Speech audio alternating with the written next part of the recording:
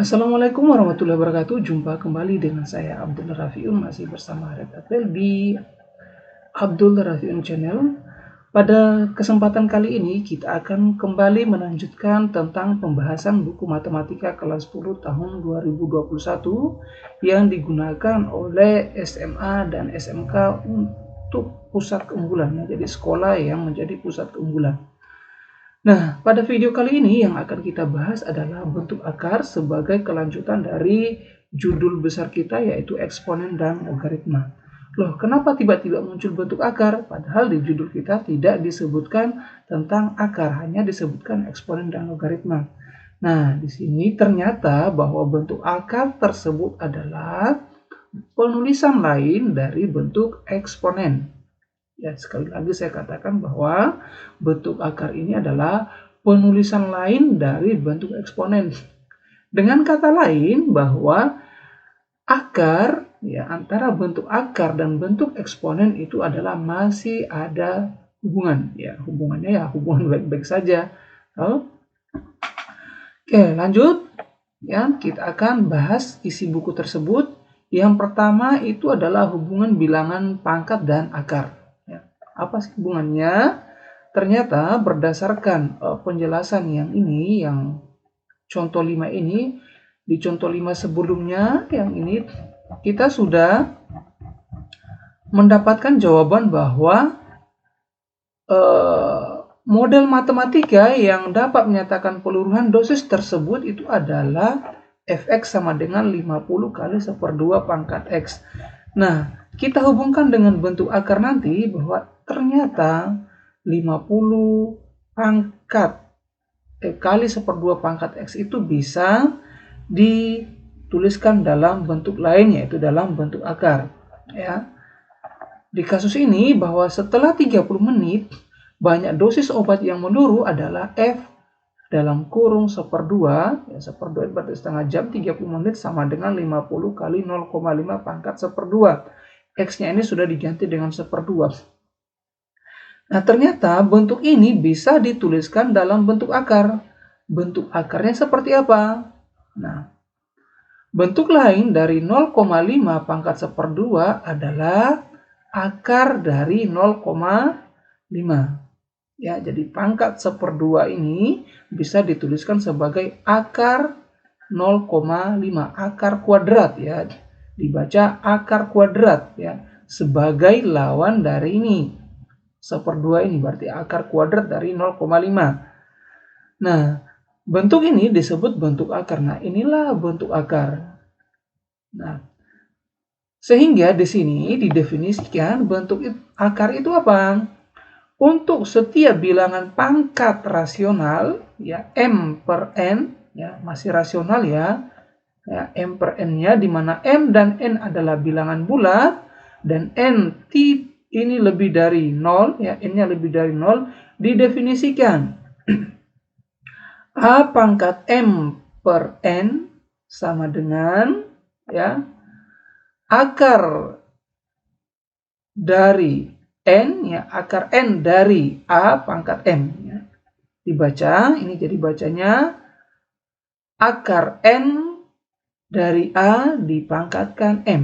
Sekali lagi bacanya adalah akar N dari A pangkat M, atau A pangkat M per N sama dengan akar N dari A pangkat M.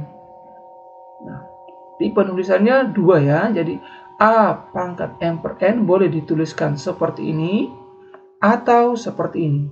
Itulah definisi dari bentuk akar atau penulisan lain dari eksponen.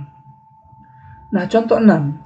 Sederhanakanlah bentuk 2 akar X kali 3 akar 3 dari X untuk X lebih dari 0.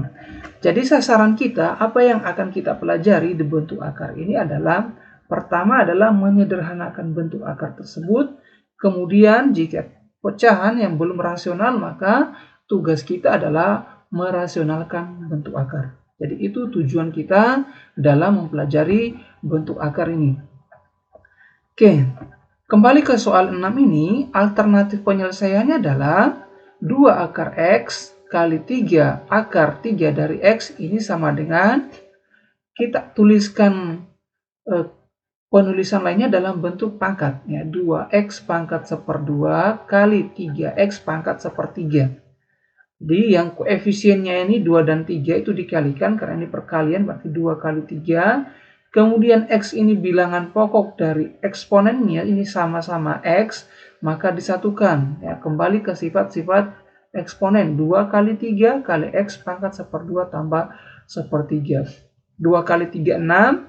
Kemudian 1/2 tambah 1/3 itu dioperasikan, operasi pecahan berarti 3 tambah 2 per 6, ya. 3 kali 1 atau 1 kali 3 tambah 2 kali 1, ya. 1 kali 3, 3 tambah 2 kali 1, 2 per 2 kali 3, ya. 2 kali 3 itu hasilnya 6. Jadi bentuk sederhananya adalah 6X pangkat 5/6. Nah, kembali ke sini, ayo berpikir kreatif. Apakah bentuk akar A tambah B sama dengan akar A, ya. Akar A ini berarti ini saya bacanya sebenarnya ada 2 di sini, ya. Jadi saya bacanya 2-nya itu saya anggap tidak ada. Jadi hanya baca akar, ya. Akar A tambah B sama dengan akar A tambah akar B. Benar? Jelaskan jawabanmu. Apakah ini benar? Nah, langsung saja saya jawab di sini. Saya tidak akan jadikan tugas lagi kepada kalian. Cukup saya buktikan melalui kalkulator saintifik untuk membuktikan apakah ini pernyataan ini benar. Ya, kita mulai menggunakan kalkulator. Ya, kalkulator, jangan kalkulator penjual beras, ya, penjual bawang di pasar, tapi gunakan kalkulator saintifik atau ilmiah. Jadi pemilihannya di sini, ya, ada yang standar, ada yang ilmiah, maka gunakan yang ilmiah, ya. Nah, kita lihat di sini berarti misalnya A tambah B, kita misalkan A-nya 4, B-nya 9, ya. A-nya 4, B-nya 9. Berarti 4, ya, tambah 9 sama dengan berapa? 13, ya. 13.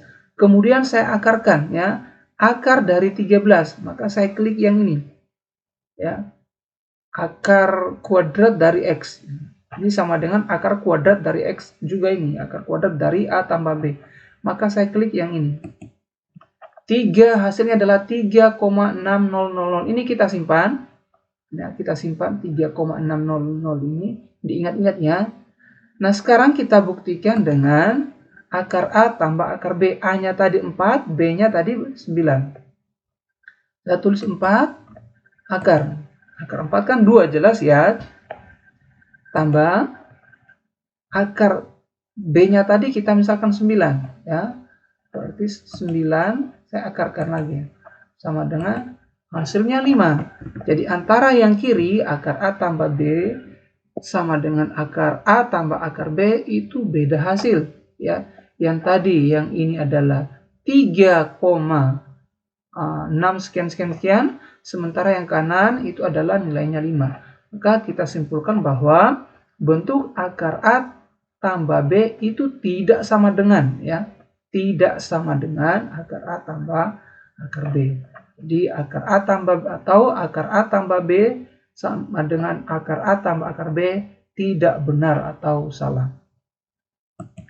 Oke, kita lanjut ke tujuan kita yang kedua. Setelah kita menyederhanakan, buat merasionalkan bentuk akar. Nah, ini yang biasanya dianggap susah karena memang konsep dasarnya harus benar-benar dikuasai bagaimana cara merasionalkan bentuk akar.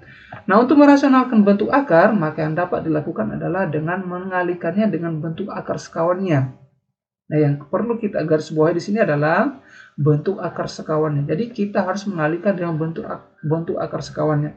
Nah, apa itu akar sekawan itu? Nah, lihat ini. Untuk merasionalkan bentuk A per akar B dilakukan dengan cara mengalihkan dengan kawannya, yaitu akar B per akar B. Nah, kenapa memilih akar B? Karena sekawan dari ini, ya, akar B-nya ini. Jadi fokusnya itu adalah di penyebutnya, ya. Penyebutnya yang bagian bawah ini fokusnya di sini. Jadi akar sekawannya itu adalah akar B per akar B. Lah, apakah ini tidak merubah nilai? Itu pertanyaan berikutnya. Tidak merubah nilai. Karena akar B per akar B itu nilainya berapa? Karena ini bilangan yang sama berarti nilainya ini 1. Misalnya 2 bagi 2 berapa? 1. Kalau akar 2 per akar 2 hasilnya berapa? Akar 2 per akar 2 1. Ya, jadi ini tidak merubah nilai dari ini. Dari akar B ketika dikalikan. Jadi seperti ini, selanjutnya ini A per akar B sama dengan A per akar B dikali 1 sebenarnya. Ini nilainya 1.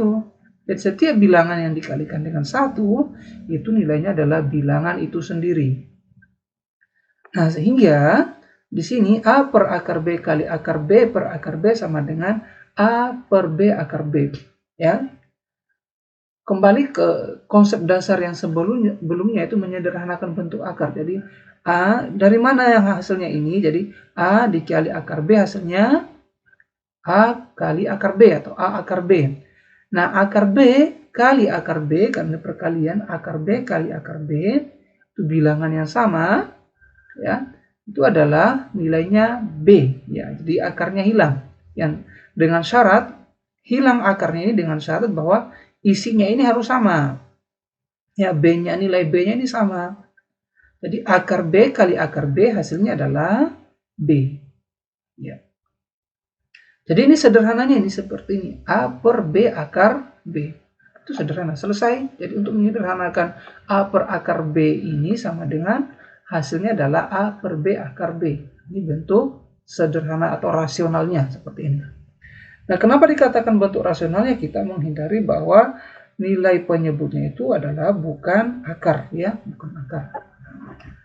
Lanjut. Nah, ini agak lebih rumit lagi untuk merasionalkan bentuk C per akar A tambah akar B, C per A tambah akar B, atau ini lagi C per akar A kurang akar B, dan C per A kurang akar B dilakukan dengan mengalihkannya dengan sekawannya. Jadi kembali lagi bahwa untuk merasionalkan bentuk akar ini kita harus kalikan dengan bentuk sekawannya. Jadi bentuk akar A tambah akar B dan akar A kurang akar B adalah sekawan, serta bentuk A tambah akar B dan A kurang akar B juga sekawan. Jadi fokusnya itu adalah di sini. Untuk yang gandeng dua seperti ini, yang dua suku seperti ini, maka ketika kita mencari akar sekawannya yang tadinya positif, maka sekawannya itu adalah negatif. Nah, itu tipsnya untuk menentukan akar sekawannya. Jadi yang tadinya negatif, maka sekawannya adalah positif. Atau yang ini juga, yang bentuk A per A tambah akar B itu, maka sekawannya adalah A kurang akar B. Jadi ada tanda yang berubah dari positif menjadi negatif. Itulah akar sekawannya. Nah, coba rasionalkan bentuk-bentuk ini. Nah, nanti tugasnya mungkin di sini nanti untuk merasionalkan bentuk-bentuk ini. Ya, diskusikan cara yang kamu gunakan. Nah, latihannya ini cukup latihannya. Sederhanakan bentuk akar berikut. Ini akan jadi tugas juga nanti. Nah, oke. Untuk bentuk akar sudah cukup ya untuk penjelasan materinya. Nanti saya akan lanjutkan lagi dengan penjelasan dari contoh-contoh soal untuk membantu kalian dalam menjawab soal yang tugas ini. Oke ya, saya kira cukup. Terima kasih. Dukung terus channel Abdul Rafiun channel ini dengan cara like, subscribe, dan berikan komentar yang positif. Terima kasih. Assalamualaikum warahmatullahi wabarakatuh.